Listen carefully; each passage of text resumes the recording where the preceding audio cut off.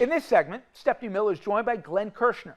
Already the fallout's beginning to be felt from the Epstein files, with Larry Summers now reduced to a pariah. We'll have the latest. Here's Stephanie. Stonekettle said lawmakers reminding the U.S. military they are required by law to refuse unlawful orders. Let me tell you what will happen next. Trump and his lackeys in Congress and his bought and paid for Supreme Court will change the law so that all of Trump's orders, no matter how unconstitutional and insane, are lawful. Everything the Nazis did was legal once they were in charge of the law. And again, you were warned over and over again that it would come to this, and now it has. This was the week the Nuremberg trial started in 1945, Glenn. And I'm not sure I would put anything past this Supreme Court either, who's already said he is immune, right? Can I tell you what my greater fear is, as opposed to what you just said? Maybe Congress will say, we are going to pass laws making unlawful orders lawful. I don't even think that would make it through this Congress. It's absurd. Here's my fear, Steph. Just as he pardoned so many of the insurrectionists and the second pardon of the 77 suits of the insurrection as opposed to the 1,500 boots of the insurrection, was so broadly worded that it's like anything that anybody did anything wrong on or around January 6th. My great fear is that he will issue a blanket pardon to the entire military, to all military members, saying you can comply with every flippant order I give. Don't worry your pretty little head about whether it's lawful or not. Okay, as you just said, and sorry to introduce that on to happier times. Sorry. Let's talk about the Epstein files. You said the Epstein files are closing in on Trump. So obviously, I've you know me, I like my legal news happy clappy. But some people are saying there's no way they're going to scrub them. You were never going to see the real thing, and other people saying that is not going to be possible, including Thomas Massie, who said, "I will read the entire thing into the record on the floor of Congress." I mean, Pam Bondi will try her nefarious best to either destroy or redact and withhold anything that implicates Donald Trump, and for that matter, any other Republicans. I mean, why wouldn't she? But here's the thing. If she thought she could get away with releasing a redacted version and peddling to the American people, that's it. You've got it all, right? I didn't withhold anything. She would have done that already, Steph. The reason she can't is because I believe there are too many people in the Department of Justice, specifically at the Southern District of New York U.S. Attorney's Office, which prosecuted Ghislaine Maxwell and was in the process of prosecuting Jeffrey Epstein. They know everything that's in there. So push comes to shove, the Maureen Comeys of the world, and there are hundreds like her, can step to the dang cameras and say, no, let me tell you, because Pam Bondi's lying to the American people.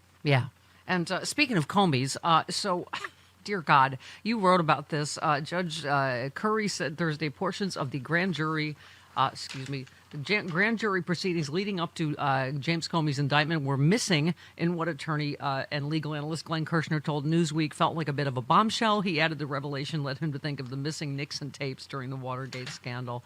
Oh, my God. So can you talk about this how extraordinary this latest Lindsay Halligan thing is?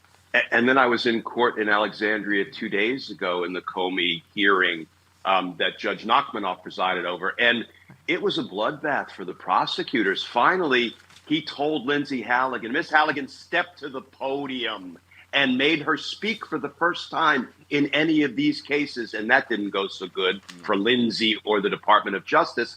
And, one thing that was revealed was that Lindsay Halligan didn't even show the indictment to all of the grand jurors before she had it returned in court, which means the whole thing may be null and void. This thing is going to get thrown out probably on 3 or 4 different grounds. And that, Steph, that will expose Donald Trump as the weak dictator that he is, because he can threaten to prosecute people, but he can't follow through because he doesn't have the power.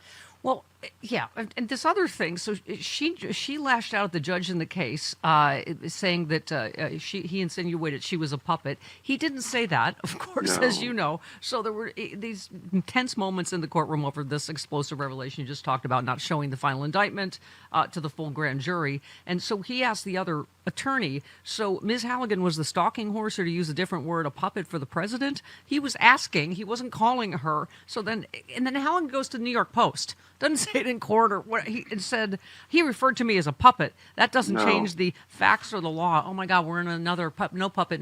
You're the puppet moment. But he and the defense attorney Michael Dreeben said, "No, Your Honor, we wouldn't use those terms. We're not claiming that, but we're saying she did what the president told her to do vindictively." So no, the judge did not call her a puppet. Yeah, they're such whiny little snowflakes, all of them. And finally, we got to get to this one. You threaded Blue Sky, Trump officials Ed Martin and Bill Pulte reportedly are being criminally investigated by a federal grand jury. 2 questions: assuming the grand jury finds sufficient evidence to indict them, number 1, does Bondi actually permit the case to be indicted? And 2, how soon before Trump pardons them? So they're the ones doing this BS mortgage charge against Schiff and or Letitia James. Can you?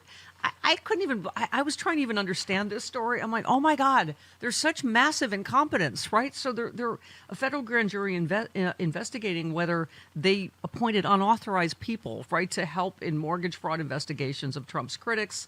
FBI agents have asked witnesses to turn over records, have interviewed them about people who may have presented themselves as federal investigators working on behalf of Pulte or Martin. Can you unpack this for us? No. But okay, good. But I can try. And this is really, it's a fun story because the witness that they issued a grand jury subpoena to is a woman named Christine Bish. She's a GOP operative. She's a realtor in California. She's running for Congress. And she was like feeding the government tips about what a cruddy dude Adam Schiff is. Yeah. She expected, Steph, when she got that subpoena, that they were going to ask her, tell us more about what you think Schiff did, when in fact they started to grill her about improper things Ed Martin and Bill Pulte did.